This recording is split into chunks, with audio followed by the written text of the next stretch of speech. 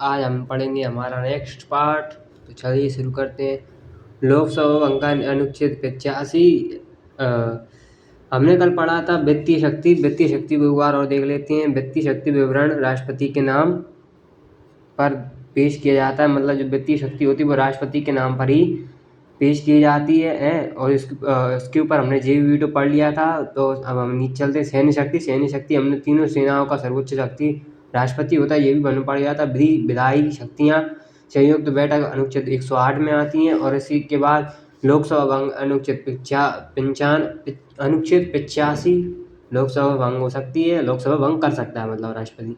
अंतिम स्वीकृति राष्ट्रपति को ही होती है किसी विधेयक पर। मतलब कि कोई भी अगर कानून लागू करना है तो उस पर अंतिम हस्ताक्षर अंतिम जो भी परिणाम रहेगा वो राष्ट्रपति ही घोषित करेगा। जिसके बाद कुछ विशेष विधेयकों को राष्ट्रपति की से अनुमति लेकर ही पेश किए जाने, जैसे कि कुछ विधेयक होती हैं जो कि राष्ट्रपति की सहमति से ही उसके पेश किए जाएंगे। नहीं तो राष्ट्रपति की सहमति नहीं होगी ना तो विधेयक पेश नहीं किए जाएंगे। और जैसे कि अनुच्छेद 3 और अनुच्छेद 110 और अनुच्छेद 80 का तीसरा तथा अनुच्छेद 123 का पहला अध्यादेश होता है। ठीक है। राष्ट्रपति की स्वविवेक आपको दिख नहीं रहा, चलो दिख गए। अपन यहाँ पर आएंगे। ठीक है, ये पढ़ लिया अपन पढ़। अब नीचे पढ़ रहे हैं राष्ट्रपति की स्वविवेक शक्ति की एवं परिकरण शक्ति। राष्ट्रपति का कर्तव्य है कि वह मंत्रिपरिषद का पालन करे। ठीक है, मतलब कि मंत्रिपरिषद का सम्मान करे, यह उसका कर्तव्य है।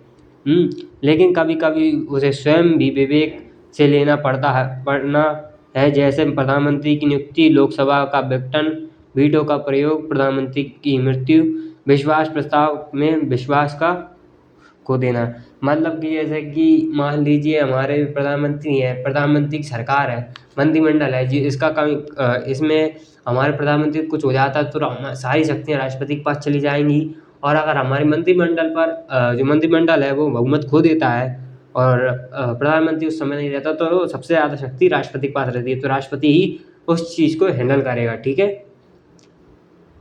तो राष्ट्रपति का कार्य उपराष्ट्रपति कर सकता है 6 महीने तक। मतलब अगर हमारा राष्ट्रपति भी नहीं है उस समय, हमारा राष्ट्रपति भी नहीं है तो उस समय हमारा उपराष्ट्रपति 6 महीने तक कार्य कर सकता है।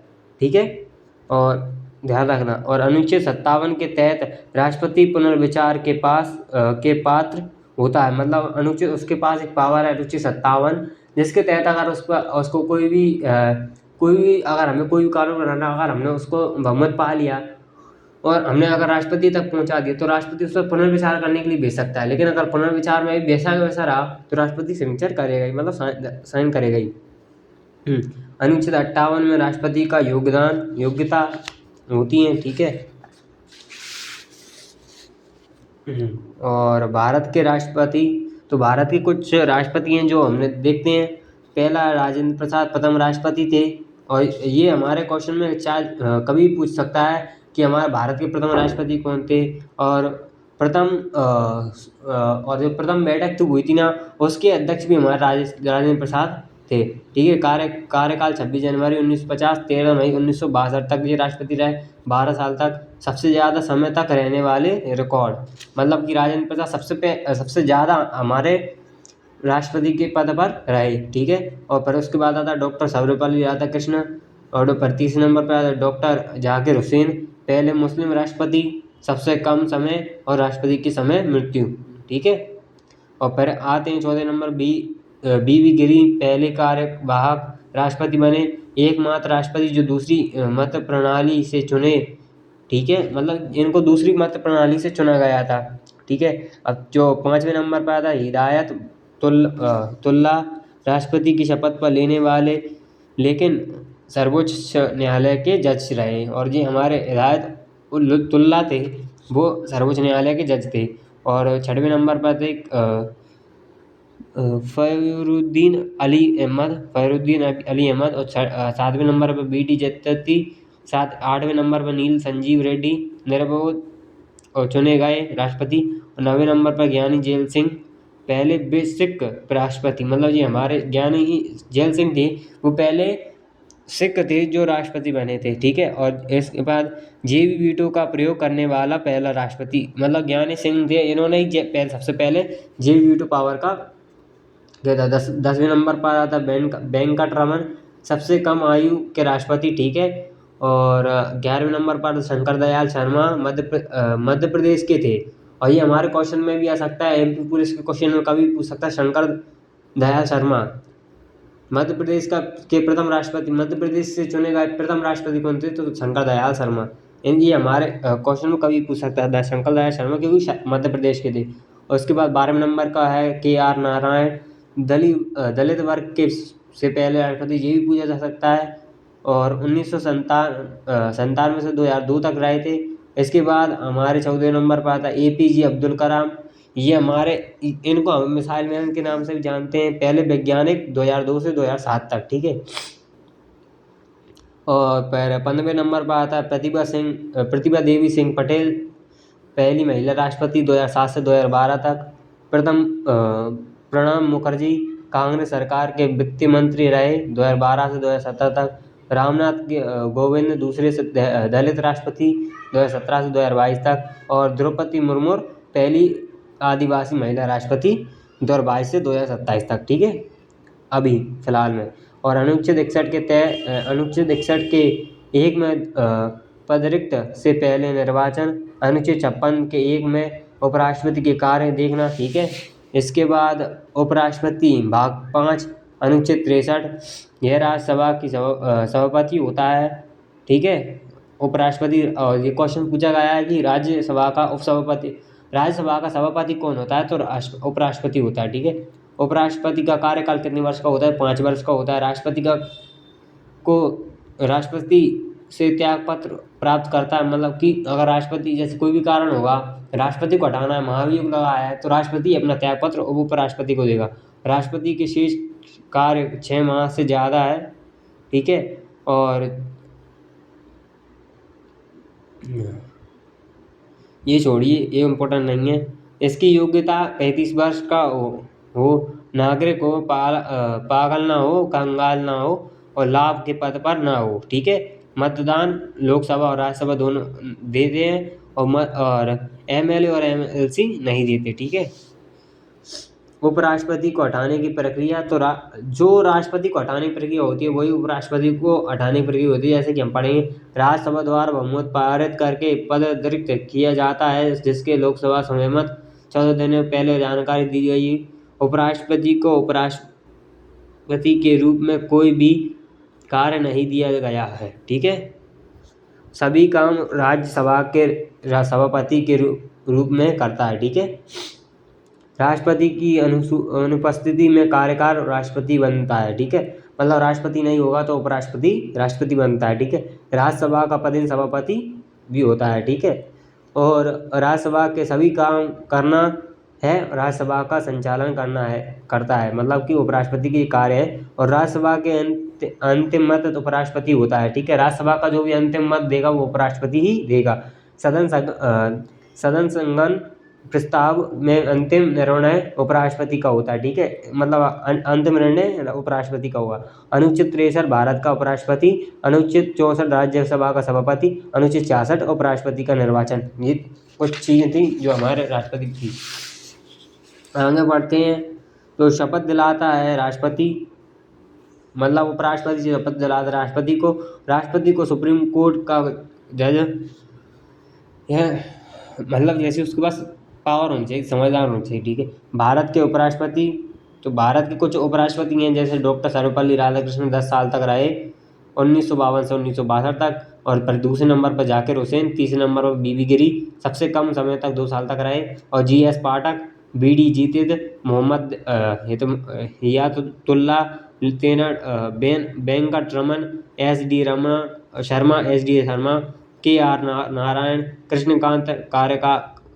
कृष्णकांत कार्यकाल के दौरान मृत्यु हो गई, मतलब कृष्णकांत थी, इनकी मृत्यु हो गई थी कार्यकाल के दौरान 1957 में, 2002 में। और भैरव सिंह शेखावत 2002 से 2007 तक। मोहम्मद हमीद अंसारी 2007 से 2017 तक। वेंकट नायडू 2017 से 2022 तक। जगदीप धनखड़ 2022 से 2027 तक। जगदीप धनखड़, ठीक है, वर्तमान में हमारे। अब इसके बाद हम आते हैं मौलिक कर्तव्य। तो मौलिक कर्तव्य भाग 4 ख में आते हैं, ठीक है। अनुच्छेद 51 के ख में आते हैं और यूएसएसआर मतलब कि रूस से लिए गए हैं, ठीक है। स्वर्ण सिंह आयोजन की सिफारिश पर, ठीक है, 10 मौलिक कर्तव्यों पर 42वीं संविधान संशोधन द्वारा जोड़ा गया है। मतलब कि 10 मौलिक कर्तव्यों का जोड़ा गया है और 42वीं संविधान संशोधन के द्वारा 11 मौलिक कर्तव्य 86वीं संविधान संशोधन के द्वारा जोड़ा गया है 2002 में, ठीक है। और स्वर्ण सिंह आयोग ने केवल 8 कर्तव्यों की सिफारिश की थी, लेकिन इसके अलावा ये कुछ का एक्स्ट्रा में जोड़ा है। न्यायिक दंड का कोई प्रावधान नहीं है, मतलब कि हमें न्यायालय में कोई इनके लिए कोई भी प्रावधान नहीं मिलेगा। अगर हम कर्तव्य लेकर जाते हैं कि हमारा ये कर्तव्य छिन्न हो गया है, तो इसके लिए कोई ही हमें न्याय नहीं मिलेगा। लेकिन मौलिक कर्तव्य के लिए हमें न्याय जरूर मिल सकता है, ठीक है। मौलिक अधिकार के लिए हमें न्याय मिल सकता है, मौलिक कर्तव्य के लिए नहीं मिल सकता। थोड़ी कन्फ्यूज हो गए थे। तो राष्ट्रध्वज पर राष्ट्रगान का आदर करें, ये हमारे कुछ कर्तव्य हैं। तो हमें हमारा राष्ट्रध्वज का सम्मान करना चाहिए और राष्ट्रगान बजे तो हमें उसका भी सम्मान करना चाहिए।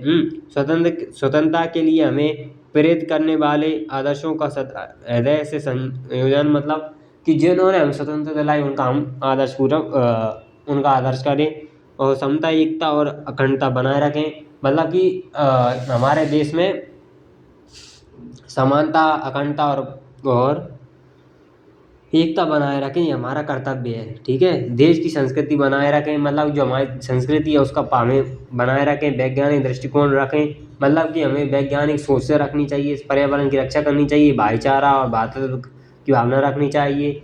मतलब भाईचारा ऐसे कि मतलब भेदभाव नहीं करना चाहिए। और सार्वजनिक संपत्ति को सुरक्षित कर रखें, मतलब कि जो भी गवर्नमेंट की जो जगह है, हम किसी भी जगह जो कि हमारे देश के लिए लाभदायक जगह हो, उसका हम नुकसान ना करें, ठीक है। व्यक्तिगत और सामूहिक गतिविधियों की सभी क्षेत्रों में उत्कर्ष के, मतलब कि जो भी हमारे, जैसे कि मान लीजिए कि हम किसी भी गतिविधि में भाग लेते हैं, जैसे कबड्डी हुई, क्रिकेट हुई, हॉकी हुई, इन सब में भाग लेना, हमें प्रतिस्पर्धा करना चाहिए, मतलब इनमें भाग लेना चाहिए जिससे हमारे देश का नाम रोशन हो, ठीक है।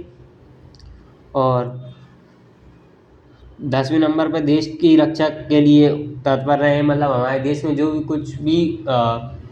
कुछ भी आक्रमण हो उसके लिए रक्षा के लिए हम तत्पर रहें। 6 से 14 तक वर्षों के बच्चों के लिए निःशुल्क शिक्षा का अनिवार्य दिलाना, ये हमारा कर्तव्य। मतलब 6 से 14 साल के बच्चे हैं उनको हमें निःशुल्क शिक्षा दिलानी चाहिए, ये हमारे कर्तव्य है, ठीक है। मौलिक कर्तव्य का उपयोगिता एवं अनुपालन बैनकर रमैया के अनुसार संविधान में ऐसे प्रावधान नहीं है जो एक कहता है वो मूल कर्तव्यों के संदर्भ में न्यायालय में कोई प्रावधान बनाए ऐसा कोई कुछ नहीं है। और मौलिक